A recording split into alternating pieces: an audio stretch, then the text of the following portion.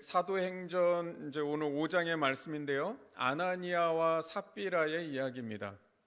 여러분, 이 본문은 아마 스토리를 많이 알고 계시리라 생각합니다.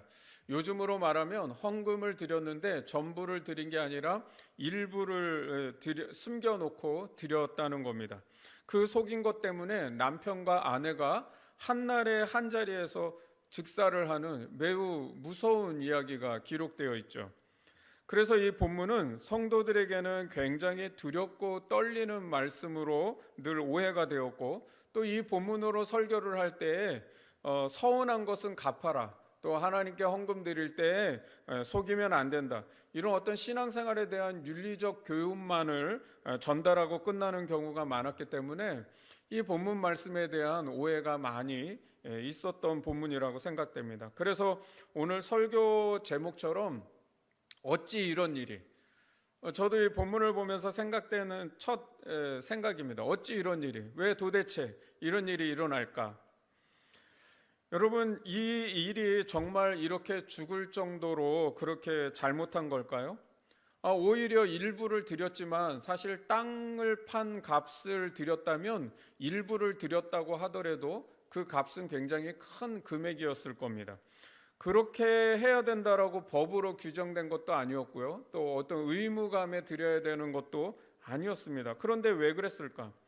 이들이 단지 잘못한 거라면 일부를 드리면서 전부를 드렸다고 속인 것뿐인데, 그게 그렇게 죽을 만큼 큰 죄였을까 하는 의문이 든다는 거죠. 따라서 오늘 본문의 상황을 좀 잘 이해하기 위해서는 그 이전의 분위기를 좀 우리가 알고 이해해야 합니다. 이전에 어떤 상황이 벌어지고 있었나요?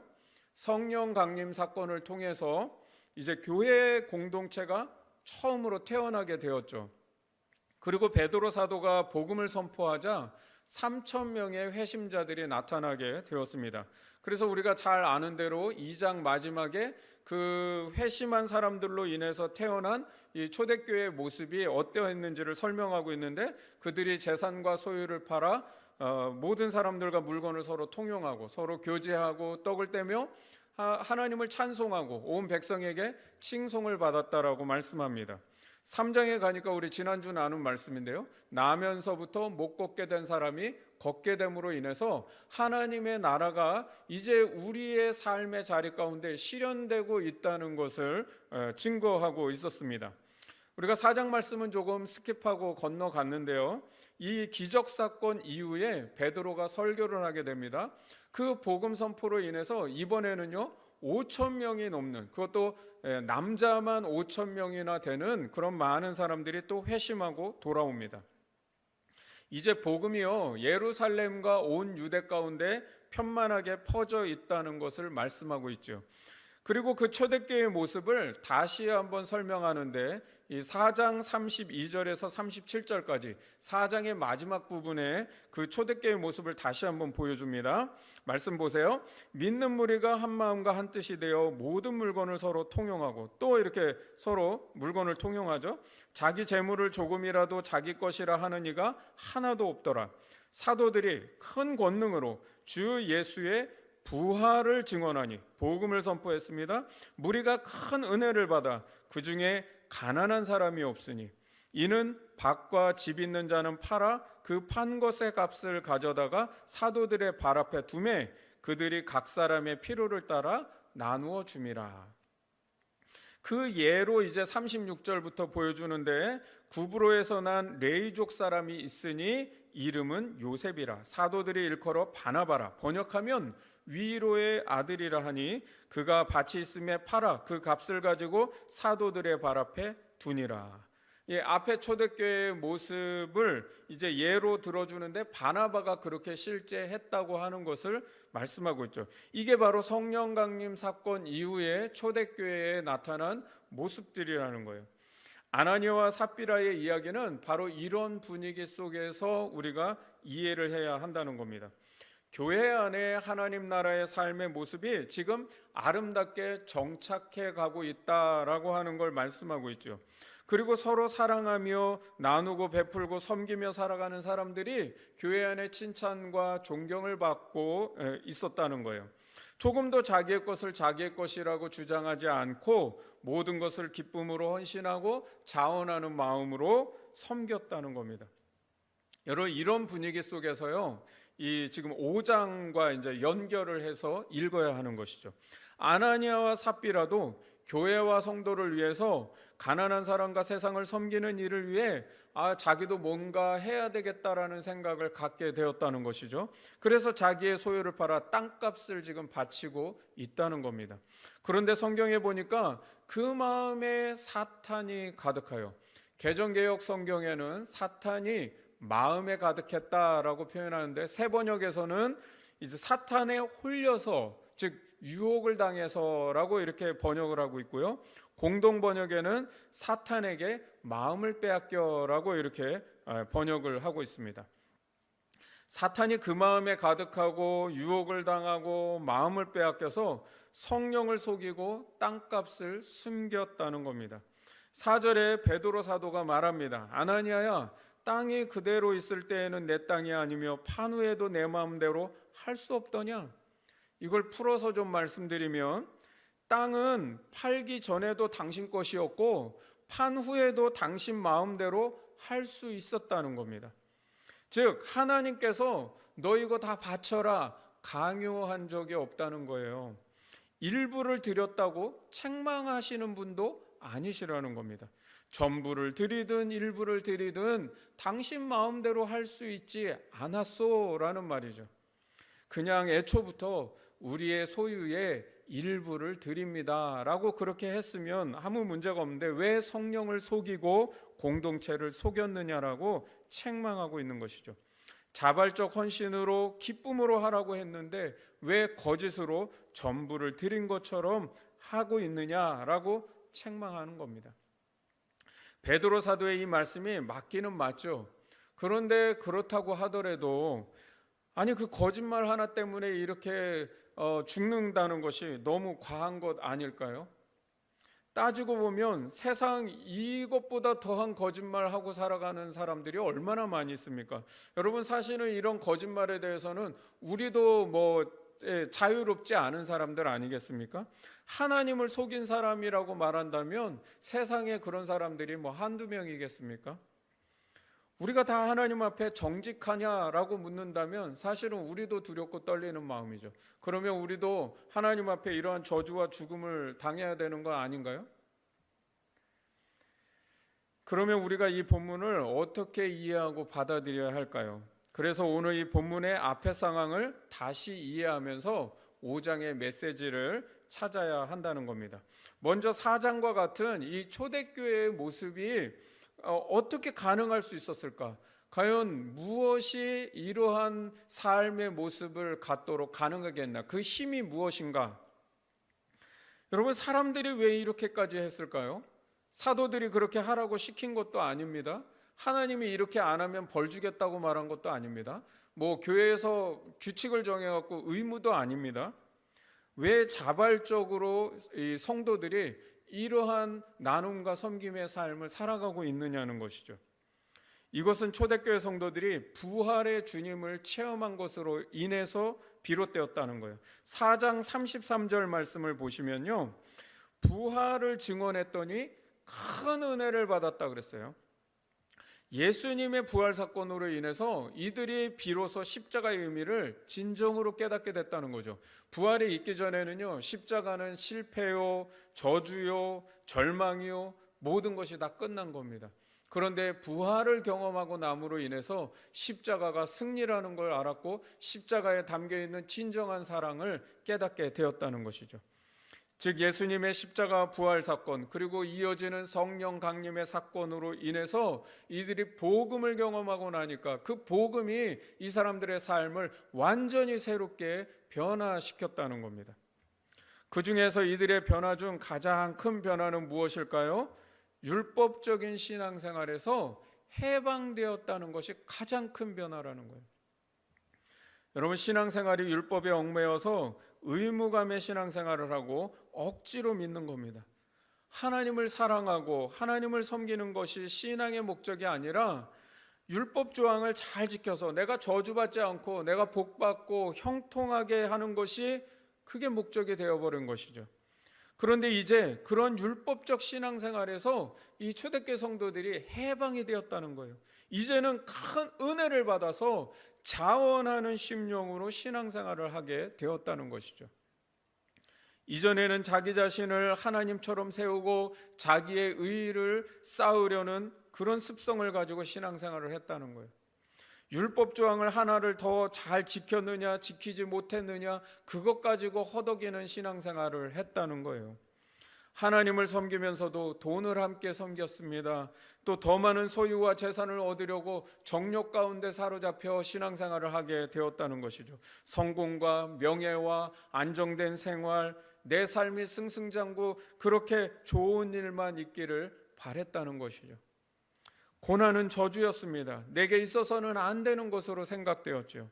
그런데 예수님의 십자가와 부활, 그 복음을 경험하고 나니까, 그리고 내 안에 성령이 임재하시고 그 성령의 임재를 체험하고 나니까 이런 모든 것들이 다 허탄한 것들로 여겨졌다는 겁니다.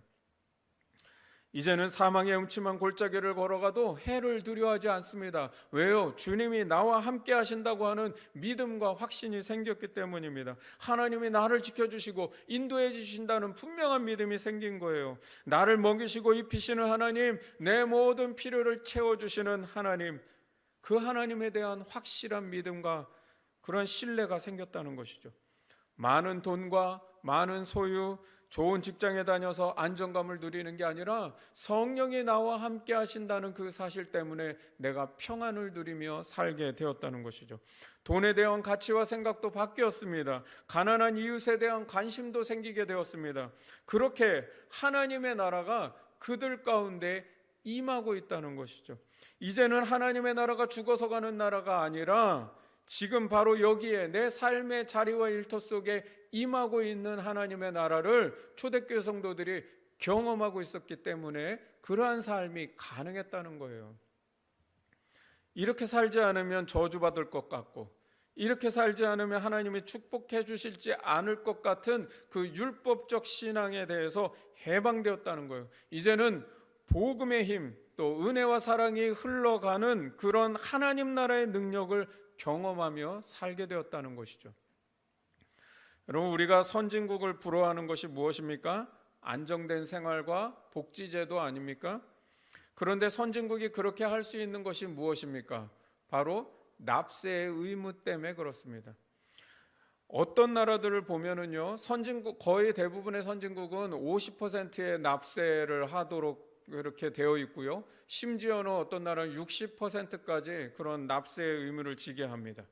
그러니까 세금을 굉장히 많이 내니까 복지는 좋아졌는데요.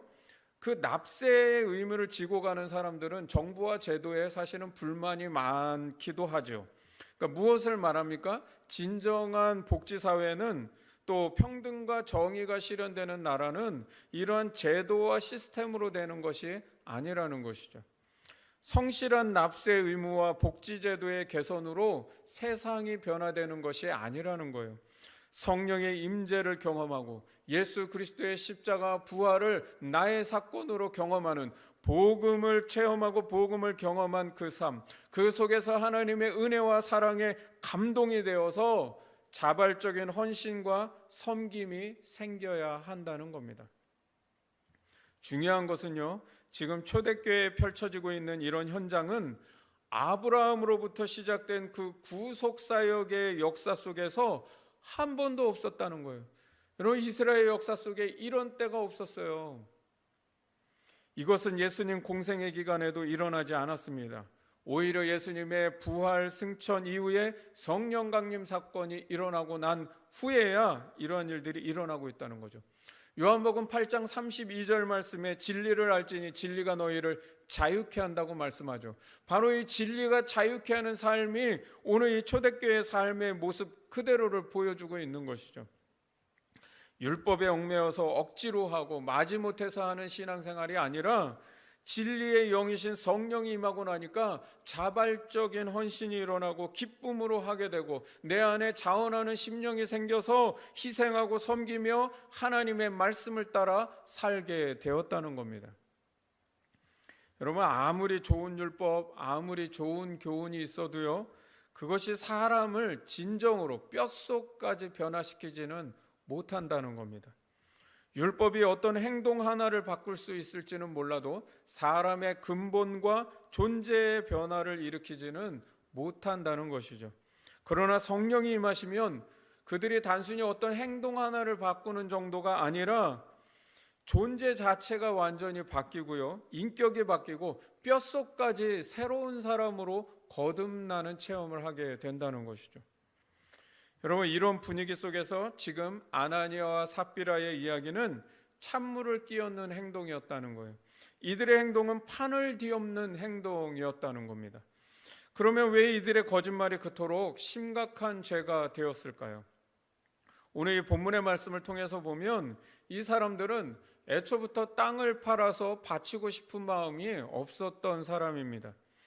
그런데 지금 성령 강림 사건 이후에 교회 안에 어떤 분위기가 일어나나요? 너도 나도 서로 나누고 섬기는 모습들이 막 생겨나는 거예요. 자기의 것을 자기의 것이라고 하는 사람들이 없어지는 거예요. 서로 물건을 통용하며 나누고 베푸는 삶을 살아가는 거예요.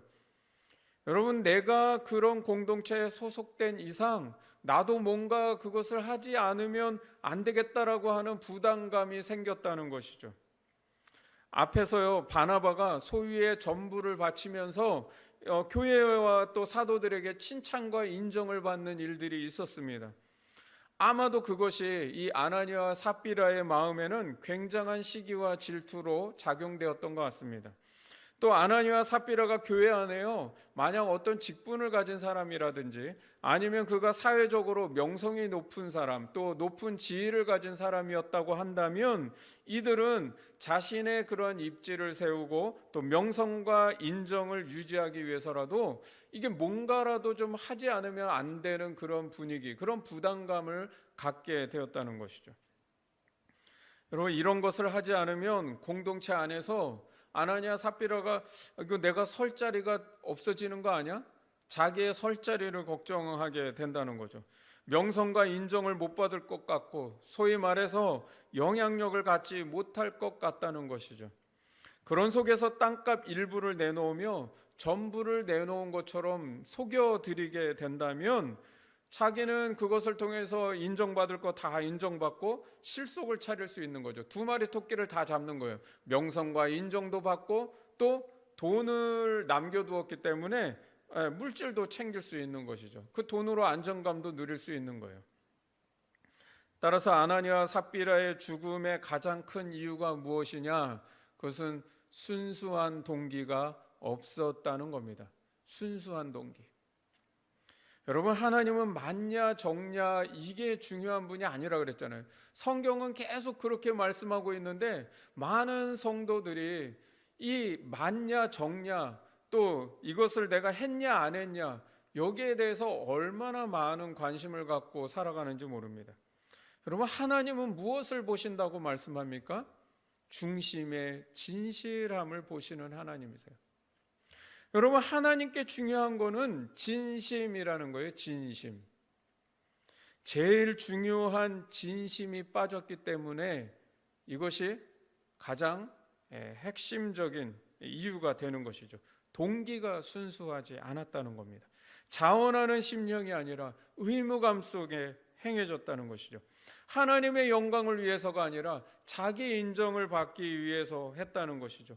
또 하나님을 의지하고 하나님으로부터 오는 그 은혜를 통해 안정감을 누리는 게 아니라 사도들 몰래 감춰두었던 그 일부의 돈, 그 돈을 통해서 자신의 삶의 안정감을 누리려 했다는 겁니다. 여러분, 동기의 순수함과 자발적 헌신이라고 하는 것이 왜 이렇게 중요한지 아십니까? 바로 이 동기의 순수함과 자발적 헌신이 하나님과 우상의 차이를 만드는 것이고요, 참된 신앙과 거짓 신앙의 차이를 만들어내기 때문입니다. 여러분, 하나님은 사랑의 하나님이시죠. 하나님 자체가 사랑이세요. 그렇기 때문에 우리가 하나님을 섬긴다고 할 때는 사랑으로 섬기는 것이 하나님을 섬기는 겁니다. 그런데 미신과 우상은 어때요? 두려워서 섬기게 만드는 거죠. 여러분, 무당이 귀신을 사랑해서 섬기게 합니까? 무당에게 찾아가니까 이 귀신을 사랑해서 섬기라 그럽니까? 아니죠. 그 귀신을 두렵게 만들어서 정성을 바쳐라 라고 그러는 거죠. 동기의 순수성과 자발적 헌신은 하나님을 믿는 믿음에 굉장히 중요한 요소라는 겁니다. 그런 점에서 아나니아와 삽비라의 행동은 세상 나라가 지금 하나님의 나라로 막 회복되고 있는 이 분위기를 다시 사탄의 나라로 돌아가게 만들고 있었다는 것이죠. 지금 모든 사람들이 율법에서 해방되어 은혜로 살아가는 삶의 분위기를 만들어가고 그러한 은혜 시대를 살고 있는데 다시 율법 시대로 역행하게 만드는 행동이었다는 거예요. 은혜를 덮어버리는 행동이었습니다. 성령의 불씨를 꺼버리는 행동이었죠. 이 은혜 시대에 다시 율법의 무거운 짐을 매게 하는 행동이었다는 겁니다. 여러분, 신약 시대를 보세요. 신약 시대는 이미 구약의 율법의 정신이 다 해이해진 시대입니다. 그래서 율법의 정신은 다 온데간데 없고 율법의 형식만 남아서 지키던 시대입니다. 그래서 그 율법의 형식 조항 가지고 가난한 자, 소외된 자, 억눌린 자들을 그 율법이 자유케 하는 게 아니라 오히려 더 무거운 멍에를 지게 해서 얽매이게 하고 죄인으로 만들고 생명의 삶이 아니라 죽음의 삶을 살아가도록 만든다는 것이죠. 지금 그런 영적으로 척박한 시대에 하나님 나라의 원형이 탄생하고 있는 거예요. 하나님 나라의 그 원래의 모습, 그 제사장 나라라고 하는 그 원형의 모습이 지금 실현되고 있었다는 거죠. 하나님의 백성이 살아가는 공동체가 어떤 모습이냐, 이런 모습이다라고 하는 그 원형의 모습이 지금 탄생하고 있는데, 그런 하나님의 역사의 현장 가운데 다시 율법 시대로 역행하게 만드는 일들이 벌어졌다는 거예요. 아나니아 삽비라의 죽음은 하나님 나라의 생명을 죽음으로 바꾸게 하는 것을 막기 위한 것이라는 겁니다. 여러분, 아직도 아나니아와 삽비라의 죽음이 너무하다고 생각하십니까? 그러면 여러분 이렇게 생각해 보세요. 십자가의 죽음은 너무한 죽음 아닙니까? 그 십자가의 죽음은 정말 해도 너무한 죽음 아닌가요? 그런데 바로 그 십자가의 죽음으로 죽음을 생명으로 바꾸셨죠. 그런데 하나님의 아들을 죽이면서까지 바꿔놓은 그 생명을 아나니아와 삽비라는 다시 그 생명을 죽음으로 바꿔놓고 있다는 거예요. 여러분, 이들의 죽음이 너무한 죽음입니까?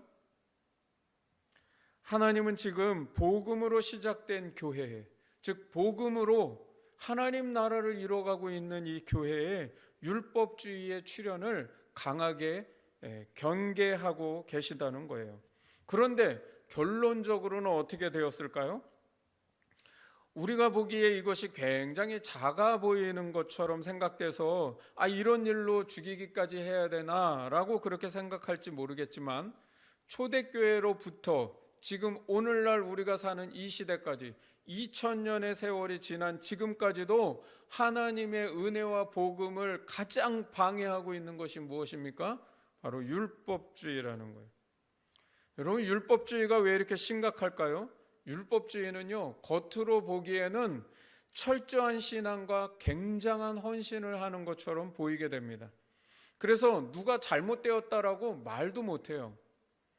여러분, 바리새인처럼 믿는 모습을 본다면 감히 그 모습에 누가 뭐라고 할 수 있겠어요? 그처럼 열심을 가지고 막 헌신적으로 믿는데. 그런데 여러분, 그것이 영혼의 생명을 죽인다는 겁니다. 예수님 당시에도요, 바리새인들이 하나님 나라의 자유와 생명을 다 가로막고 억압하고 있었잖아요. 여러분, 죄인들이 구원받도록 돌아오지 못하게 방해한 게 누구입니까? 결국은 바리새인들과 종교 지도자들이에요.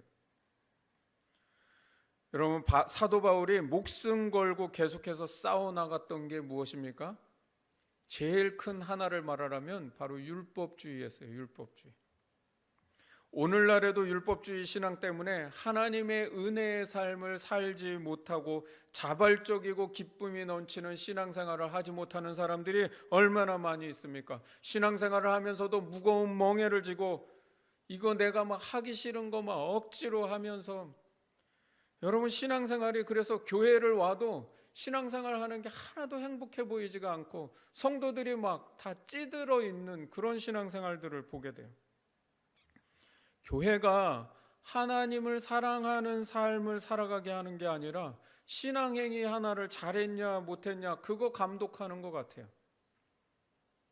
여러분 갈라디아서 2장에 가면은요, 사도 바울이 베드로의 율법주의 신앙을 굉장히 책망하는 내용이 나옵니다. 우리가 한번 갈라디아서 2장 11절에서 13절 말씀을 같이 한번 보겠습니다.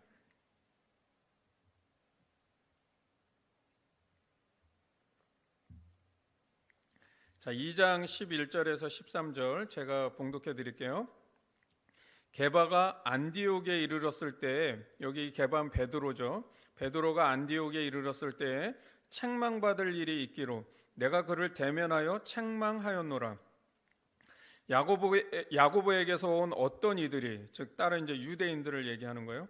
그 사람들이 이르기 전에 게바가 이방인과 함께 먹다가 그들이 오매 그가 할례자들을 두려워하여 떠나 물러가매 남은 유대인들도 그와 같이 외식함으로 바나바도 그들의 외식에 유혹되었느니라. 여러분 게바, 이 베드로가 율법에 정한 대로 뭐 이제 음식을 먹어야 될까 먹지 말아야 될 뭐 여러 가지들이 있겠죠. 그런데 그 음식에 관한 율법을 어기고 있었다는 거예요. 이방인들과 같이 지금 식사를 하면서. 그런데 지금 야고보와 함께 온 유대인들, 즉 할례자들로 인해서 두려워하여 피했다는 것이죠. 정결법이 가지는 정신은 온데간데 없고요, 정한 것과 부정한 것에 대한 형식만, 이 율법의 형식만 남아서 지금 그것을 두려워하고 지키고 있다는 거예요. 그래서 바울이 초대교회의 가장 큰 지도자였던 베드로를 책망하고 있다는 거예요. 그런데 13절 말씀에 보면 놀라운 일이 있습니다. 처음에 그렇게 잘했던 바나바 있잖아요. 예, 자신의 전부를 바치며 이렇게 막 하나님 나라를 살았던 바나바, 그 바나바도 지금 외식에 유혹되었다라고 말씀하잖아요. 아나니와 삽비라가 무엇 때문에 그랬습니까? 사탄에 유혹되어서 성령을 속였다라고 말씀하죠. 바나바도 지금 유혹되니까요, 잘하던 사람도 외식하고 율법주의로 돌아가고 있다는 거예요. 여러분 율법주의가 얼마나 무서운 겁니까? 내 신앙생활이 정말 하나님을 사랑하는 것 때문에 자원함으로 기쁨으로 하고 있습니까? 누가 알아주든 알아주지 않든 주님을 사랑함으로 내가 감당하고 있는 것인가? 아니면 하라고 해서 하고 시키니까 억지로 마지못해서 하는 신앙인가? 우리 자신을 한번 돌아봐야 된다는 거예요. 내가 내 의의를 드러내려고 하는 신앙생활들은 아닌가? 여러분 내 신앙생활에서 사람이 알아주지 않으면 안 할 것들이 얼마나 많은가를 한번 생각해 보세요. 여러분 그래도 그냥 누가 봐주니까 하고 뭐 이게 그래도 좀 알아주니까 하는 것들이지, 사실 아무도 알아주지 않는다 그러면 내가 과연 이걸 하고 있을까라고 생각해 보면 어떨 것 같습니까? 여러분 아마 교회에서 사람들이 알아주지 않으면 또 물질 생활, 헌금을 드리는 생활도 얼마나 사라질까요? 우리 교회는 헌금 주머니를 돌리지 않죠. 예배당에 들어오면서 여러분들이 스스로 하나님 앞에 헌금을 드리도록 그렇게 했습니다. 이 이유 중에 하나가요, 예전에 제가 부교육자로 생활을 할 때 예배 담당을 했어요. 예배 갱신을 하겠다 그래서 이제 새로운 여러 가지 스타일의 예배와 순서들을 이제 바꾸고 또 기획하는 일들을 하는데, 제가 이제 좀 이렇게 원했던 부분은 어디까지 가기를 원했냐면, 헌금 주머니 돌리지 않고 그 다음에 또 헌금 그 받은 거 이렇게 막 강대상으로 가지고 올라오면 거기에 막 손 얹고 축복해서 기도하고 좀 이런 거 하지 않고 그냥 들어오면서 헌금 드리고 그렇게 하나님 앞에 드린 것으로 교회가 또 바르게 그 헌금을 잘 사용하면 되지 않을까. 저는 그렇게 생각했는데 제가 충격적인 이야기를 그때 들었죠. 뭐라고 얘기를 하냐면 안 된다는 거예요. 절대로 안 된다는 거예요. 이유가 그거예요. 한국 교회는 아직 기복 신앙이 많이 있어서 그렇게 하면 헌금이 준다는 겁니다. 하나님께 드려진다라고 하는 상징적인 모습을 보여주기 위해서 그 앞으로 또 갖고 나가야 되고, 또 목사님이 막 손을 얹고 거기다 축복 기도를 해줘야 성도들은 좀 헌금을 더 많이 한다는 거예요. 또 바구니를 돌려야 헌금 드린다는 생각을 안 가졌던 사람들이 또 다른 사람 내니까 나도 어쩔 수 없이 또 내는 뭐 그런 것도 있다는 것이죠. 제가 너무 충격을 많이 받았어요. 헌금 생활이 뭔가 이렇게 해야 되는 것인가? 여러분, 교회가 지금 성도들의 믿음을 하나님 앞에 잘 믿고 하나님이 기뻐하시는 신앙생활을 하도록 만드는 시스템인가? 아니면 교회를 유지하고 운영하기 위한 시스템인가? 여러분, 정말 심각하게 많이 고민을 해야 되는 거예요. 교회 시스템이 성도들로 하여금 은혜와 복음의 삶을 살아가도록 만들어주는 것이어야 되지, 율법적이어야 돼서는 안 된다는 것이죠. 여러분, 그렇다고 헌금바구니 돌리는 교회들을 뭐 다 잘못되었다고 생각하시면 안 됩니다. 문제는 순수한 동기의 문제인 거예요. 순수한 동기. 여러분, 우리 교회는 하나님 앞에 자원하는 마음으로 주님께 내 삶을 드리는 믿음과 고백으로 헌금이 가지는 그 본질적인 의미를 잘 생각하며 들어오면서 우리가 각자 하나님 앞에 드리면 되잖아요. 그렇게 하기를 바랍니다. 누가 알아주지 않으면 굳이 나서서 하지 않을 봉사들이 또 여러분 얼마나 많이 있습니까? 제가 요즘 목회를 하면서 너무나 감사한 게, 요즘은 할렐루야 감사합니다가 계속 제 마음과 입술에서 계속 터져 나옵니다. 여러분, 우리 순 공동체를 보면 정말 누가 시키지 않는데도, 때로는 누가 알아주지 않는데도 그 일들을 하나님 말씀 앞에 잘 감당하려고, 하나님 말씀 들은 대로 또 잘 실천해 보려고 그렇게 섬기는 모습들을 보면서 너무나 감사하고 제 속에 그냥 계속 할렐루야 할렐루야 감사합니다 감사합니다가 터져 나와요. 여러분, 이란교회 가정마다 일터마다 하나님의 나라가 나타나게 하시고 이루어지게 해달라고 그렇게 기도하는 기도대로 하나님 역사해 주시는 그 간증을 듣게 되는 거예요. 우리 성도들의 가정마다 일터마다 진짜로 그런 일들이 나타나고 있어요. 그래서 저는 기적이 다른 기적이 아니라, 야, 이게 정말 하나님의 역사고 기적이지, 그런 일들을 많이 요즘 경험하고 있습니다. 여러분, 지난 생명의 삶 큐티 본문으로 우리가 욥기의 말씀을 다루었습니다. 그 욥의 세 친구가 가지는 사고 방식이 무엇이었습니까? 인과응보, 상선, 벌악입니다. 여러분, 이러한 사상을 가지고 있으니까 이제 욥기가 말하려고 하는 것은 뭐냐면, 욥의 고난을 통해 하나님 나라는 인과응보, 상선벌악의 그 원리로 돌아가지 않는다라고 하는 걸 말씀하려는 거예요. 그런데 욥의 친구도 그렇고 욥도 그러한 사상을 갖고 있다 보니까 이 고난이 뭐 마지막까지 풀리지가 않는 숙제처럼 계속 남아있는 걸 보게 되잖아요. 여러분, 우리도 마찬가지입니다. 인과응보, 상선벌악이라는 이러한 사상 속에 가지면 욥기요 절대로 이해할 수 없는 말씀입니다. 우리는 본성적으로요, 우리가 행한 것에 대해서 보상받기를 원합니다. 우리가 한 일에 대한 결과물이 반드시 나오기를 원하며 살아갑니다. 우리의 사회적 관습은요, 그래서 인과응보, 상선벌악이라는 이 윤리적 원칙 위에 세워졌다라고 하는 것을 알아야 합니다. 그래서 우리 사회, 우리 세상을 한번 둘러보면은요, 율법과 잘 어울립니다. 여러분, 이것을 잘 보여주는 예가 뭐냐면 회사의 인센티브 제도입니다. 인센티브 제도가 뭡니까? 회사에 뭔가 이익을 많이 낸 사람들에게 그 이윤을 창출한 결과만큼 성과급을 더 주는 제도이죠. 그러면 이것이 나중에 회사에 어떤 결과를 만들어내는지를 한번 생각해 보시면, 인센티브가 있으면 이 회사에는 능력이 많고 일 잘하는 사람들이 더 열심히 일을 하게 될 겁니다. 반대로 일 못하고 능력이 부족한 사람들은 어떻게 될까요? 점점 설 자리가 없어지겠죠. 인센티브가 없으면 또 어떻게 될까요? 일을 잘하고 회사에 필요한 직원이 점점 이직을 하거나 버티기 힘들어하는 일들이 일어나겠죠. 또 반대로 일 못하고 능력이 없는 직원은 계속 그냥 남아 있으려고 하겠죠. 그러면 회사는 회사로 본다면 인센티브 제도는 꼭 필요하고 좋은 겁니다.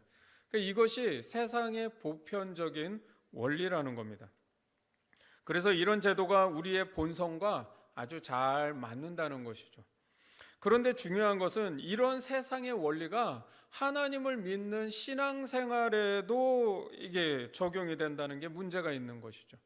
내가 하나님을 위해서 뭔가 했다고 생각하면 그것으로 인해서 내가 뭔가 공동체의 인정을 받고 어떤 보상을 받아야 된다는 생각이 우리에게 다 일반적인 생각으로 들어온다는 거예요. 그런 인정과 보상이 있으면 열심히 하는데 그런 보상이 없으면 사실 모든 일에 소극적으로 된다는 것이죠. 여러분, 목회자도 이런 의식에 자유롭지 못할 때가 많은 것을 보게 됩니다. 정말 솔직하게 우리 자신을 한번 깊이 들여다보면 우리가 얼마나 연약한 존재인지를 금방 알 수가 있습니다. 작년에 복음서의 그 비유의 말씀 다룰 때 우리가 포도원 품꾼의 비유를 우리가 말씀을 나눴죠. 그 말씀에서 가장 중요한 핵심이 뭐예요? 사람들이 보상의식, 공로의식을 가지고 신앙생활을 하게 된다는 문제였습니다. 이런 율법 시대의 신앙생활이 또 뭐가 있을까요? 자기 열심이나 노력으로 신앙 상태를 진단한다는 데 또 문제가 있습니다. 그래서 내가 열심과 노력으로 그렇게 잘 믿으면 그것이 신앙으로 둔갑하게 된다는 겁니다. 여러분, 교회 안에 그래서 지성이면 감천이라는 사상으로 신앙생활하는 일들이 너무 많이 있습니다. 여러분, 율법의 한계가 무엇입니까? 사람의 겉은 바꿀 수 있어도 그 속을 바꾸지 못한다는 겁니다. 그러나 복음은 어때요? 복음은 우리의 속사람을 거듭나게 한다는 것이죠. 그러면 은혜의 시대, 복음의 시대에 우리가 어떻게 신앙생활을 해야 할까요? 아무것도 내세울 것 없는 우리에게 예수님께서 얼마나 놀라운 일을 행하셨는지, 그 은혜와 사랑이 얼마나 큰지를 늘 기억하고 자주 기억하고 감사하며 살아가야 한다는 것이죠. 바로 거기에 우리의 신앙생활에 기억력과 묵상력이 필요하다는 겁니다. 여러분, 하나님의 은혜와 사랑에 대한 기억력과 묵상력이 없으면 우리가 늘 보상심리가 작동하게 되고요, 또 그런 율법주의 신앙으로 살아갈 수밖에 없다는 겁니다. 세상적인 인센티브 제도처럼 교회 안에서도요, 율법주의 신앙과 기복신앙이 나타나게 된다는 것이죠. 내가 이만큼 섬겼으니 그만큼 복을 받아야 되는 게 당연한 것 아닌가?